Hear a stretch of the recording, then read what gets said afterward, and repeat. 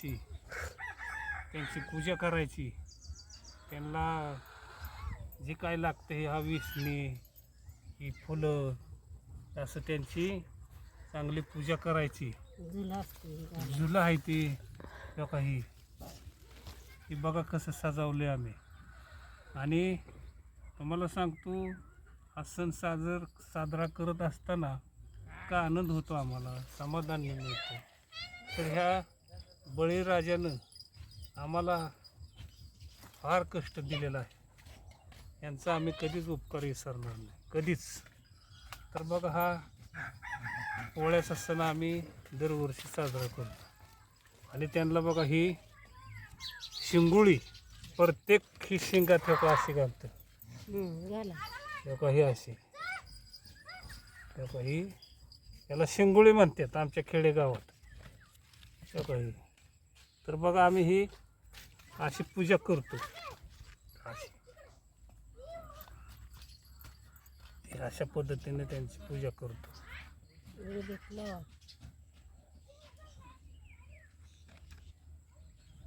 ओम नमः शिवाय, नमः शिवाय, नमः शिवाय. तर ही बळीराजाची पूजा बघा आम्हाला केल्यावर इतकं समाधान मिळतं, आनंद मिळतो, लय समाधान मिळतं. बघा काही त्यांना नैवेद्य ठेवतो. आता ही यांची पूजा झाली तर बघा आता ह्यांना आम्ही गावात नेणार आणि मारुतीरायाच्या दर्शनाला एक येळा मारायचा आणि त्यांच्या पाया पडून आणायचा. ही परंपरा चालू आहे बघा आमच्या गावात अजून बी. तर त्यांना इथून न्यायचं, घरून गावात वाजत गाजत न्यायचं, मारुतीरायाच्या त्यांना पायरीवनं असं चढवायचं, त्यांचं दर्शन घ्यायचं मारुतीरायाचं. आणि मग एक येळा मारायचा, 2 येळा मारायचं, पुन्हा घरी आणायचं, पूजा करायची आणि नैवेद्य नारळ दाखवायचा. आणि मग त्यातच शेतकऱ्याला इतकं मोठं समाधान आहे, याच्यापेक्षा कुठंही समाधान नाही, आनंद मिळत नाही. आज ह्या बळीराजाच्या जेव्हा आम्ही इतकं म्हणजे आनंदात असतो की काय तुम्हाला हे सांगायचं होतं, इतका आनंद आहे आम्हाला. तर आज त्यांच्या जेव्हा शेतकरी राजा इतका आनंदात असतो हे सांगण्याच्या पलीकडे. तर बघा हे अशा पद्धतीनं आमच्या खेडेगावात हा त्यांचा सण साजरा करतो. हा सण साजरा करत असताना इतकं आम्हाला बी समाधान मिळतं, लय समाधान मिळतं. तर ही खेडेगावात बघा आमच्या परंपरा अजून चालू आहे अशी. तर बघा काही नैवेद्य दाखवला आहे, सगळं झालं आहे. तरी हे बघा आता आमच्याकडं शेळ्या आहेत, त्या हे शेळ्यांना सुद्धा शिंगोळ्या केले ते आम्ही बघा.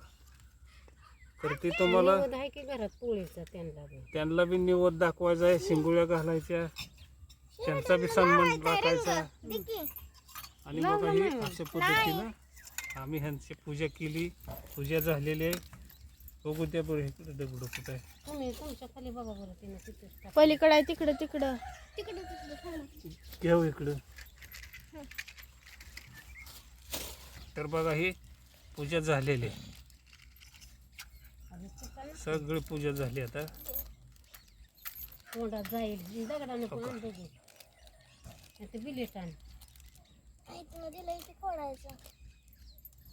थोडं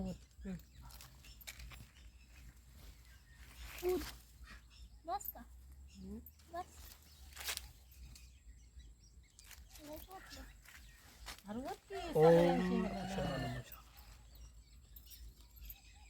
ईश्वर चरणी प्रार्थना करतो एवढंच की बस का पाऊस पाणी भरपूर पडू दे, शेतकऱ्याचं घर भरू दे, शेतकरी सुखी होऊ दे आणि आमच्या शेतकऱ्याला चांगलं दिवस येऊ दे, ही ईश्वर चरणी प्रार्थना करतो. काय ती नाही